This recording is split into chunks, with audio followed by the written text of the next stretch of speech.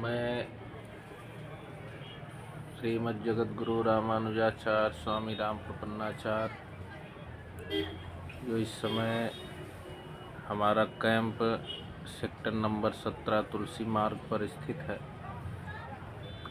मैं यह अपेक्षा रखता हूँ शासन से कि विगत कई वर्षों से हमारे ब्रह्मचारी जी इस प्रयास में लगे हुए हैं। बार बार सभी के पास लगभग ये अपनी प्रार्थना को लेके जाते हैं कि हंस तीर्थ का उद्धार हो। हंस तीर्थ जो कैद खाने पर हैं,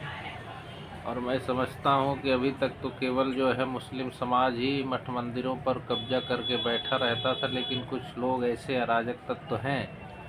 जो हंस तीर्थ जैसे पवित्र स्थल को कब्जा करके बैठे हुए हैं,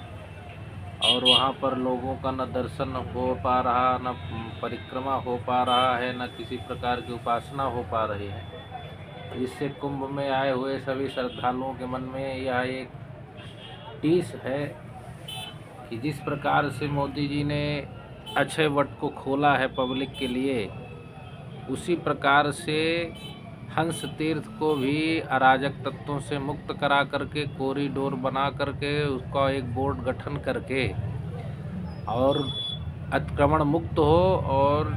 आम जनमानस को, आम भक्त को, ब्रह्मचारियों को वट वृक्ष के नीचे जो संध्या वंदन करने का विधान था, शास्त्रोक्त विधि है। भगवान हंस जो है 24 अवतारों में एक भगवान का अवतार है, और हमारे वो 24 अवतारों में भगवान हंस कैद खाने में बंद हैं।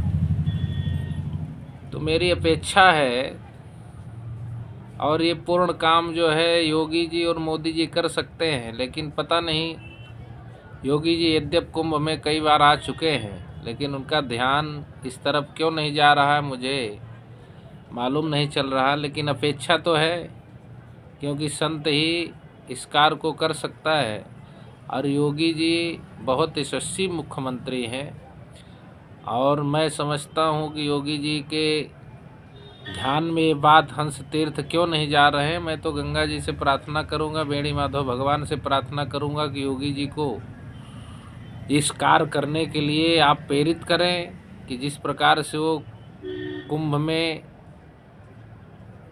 व्यवस्थाओं को समुचित ढंग से शासन स्तर से प्रशासन को निर्देशित किया है, ठीक उसी प्रकार से एक हंस तीर्थ का उद्धार भी हो।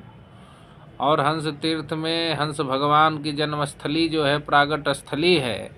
वही कैद है। आम जनमानस में इसका बहुत प्रकार से रोष है। पंचकोशी परिक्रमा में हंस तीर्थ, पंचवेदी, द्वादश माधव, ये सभी जो है उस पंचकोशी परिक्रमा में आते हैं, और इसका बहुत बड़ा महत्व है। आम जनमानस हर महत्व को समझता है। ये लोग समझते हैं कि समाज कुछ जानता नहीं है। भक्त लोग जो आते हैं केवल गंगा स्नान करके इधर उधर भटक के चले जाएंगे, इनको सब पता है, कि कण कण पता हुआ है। इसलिए बहुत रोष है, और मैं यह समझता हूँ कि कुंभ में अगर योगी जी के माध्यम से हंस तीर्थ अराजक तत्वों से मुक्त हो जाएगा, तो सभी संत समाज में एक खुशी की लहर दौड़ेगी, और सबसे सफल यह 2025 का महाकुंभ जो 144 वर्षों में ऐसा योग बना है, उस योग में 4 चांद लग जाएगा। अगर हंस भगवान का यह अराजक तत्वों से अतिक्रमण मुक्त होकर के संध्यावट और संकटहर हंसकूप और हंस भगवान मुक्त हो जाएंगे। मैं ज़्यादा कुछ नहीं कहूँगा, केवल यही गंगा जी और बेड़ी माधव भगवान से कि जिस प्रकार से मोदी जी ने